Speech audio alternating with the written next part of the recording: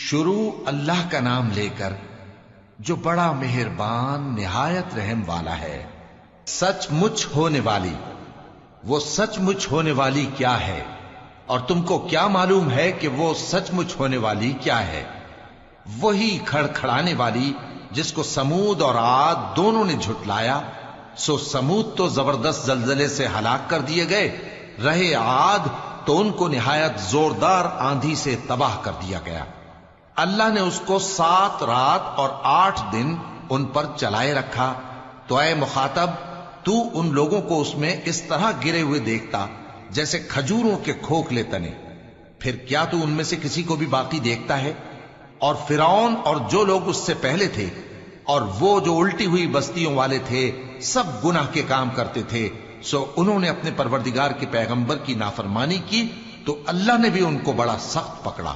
جب پانی طغیانی پر آیا تو ہم نے تم لوگوں کو کشتی میں سوار کر لیا تاکہ اس کو تمہارے لیے یادگار بنائیں اور یاد رکھنے والے کان اسے یاد رکھیں۔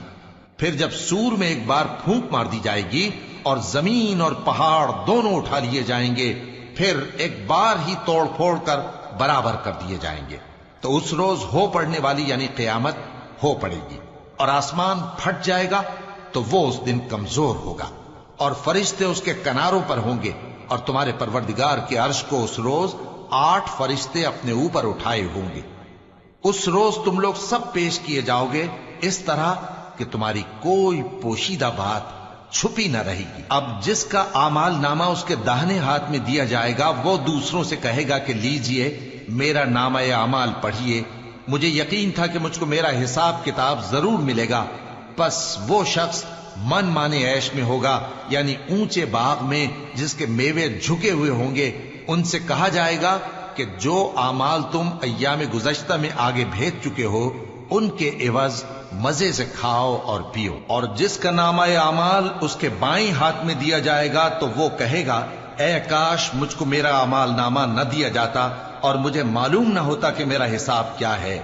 اے کاش موت میرا کام تمام کر چکی ہوتی، آج میرا مال میرے کچھ بھی کام نہ آیا، مجھ سے میرا اقتدار جاتا رہا۔ حکم ہوگا کہ اسے پکڑ لو، اب اسے طوق پہنا دو، پھر دوزخ کی آگ میں اسے جھونک دو، پھر زنجیر سے جس کی لمبائی 70 گز ہے جکڑ دو۔ یہ نہ تو اللہ عظمت والے پر ایمان لاتا تھا اور نہ فقیر کے کھانا کھلانے کی ترغیب دیتا تھا، سو آج اس کا بھی یہاں کوئی دوست نہیں اور نہ اس کے لیے کوئی کھانا ہے سوائے زخموں کے دھون کے، جس کو گناہگاروں کے سوا کوئی نہیں کھائے گا۔ سو میں ان چیزوں کی قسم کھاتا ہوں جو تم کو نظر آتی ہیں اور ان کی جو تمہیں نظر نہیں آتی، کہ یہ قرآن ایک معزز فرشتے کا پہنچایا ہوا کلام ہے، اور یہ کسی شاعر کا کلام نہیں، مگر تم لوگ بہت ہی کم ایمان لاتے ہو، اور نہ کسی کاہن کا قول ہے، لیکن تم لوگ بہت ہی کم غور و فکر کرتے ہو۔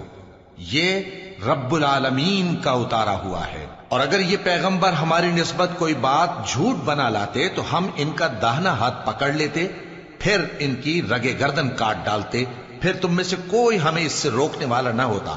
اور یہ کتاب تو پرہیزگاروں کے لیے نصیحت ہے، اور ہم جانتے ہیں کہ تم میں سے بعض اس کو جھٹلانے والے ہیں۔